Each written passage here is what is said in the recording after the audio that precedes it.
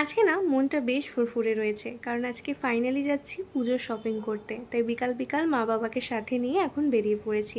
এবছরে পুজোর শপিংটা একটু তাড়াতাড়ি সারতে হচ্ছে, কারণ এবছরে পুজোটাও যে পড়েছে তাড়াতাড়ি। বাট শপিং করতে কার না ভালো লাগে বলো? সেটা যদি হয় পুজোর শপিং, তাহলে তো কোনো কথাই হবে না। তাই ফার্স্টেই চলে এসেছিলাম বাজার কলকাতায়, সেখান থেকে টুকটাক কিছু শপিং করে এখন বেরিয়ে পড়েছি।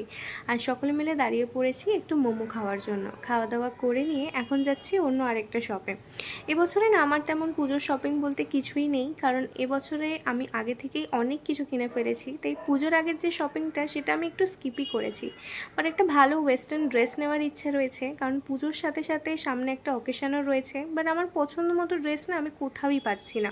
তাই চলে এসেছিলাম শ্রীলেদার্সে জুতো নেওয়ার জন্য। জুতো টুতো নিয়ে এখন খাচ্ছি একটু আইসক্রিম।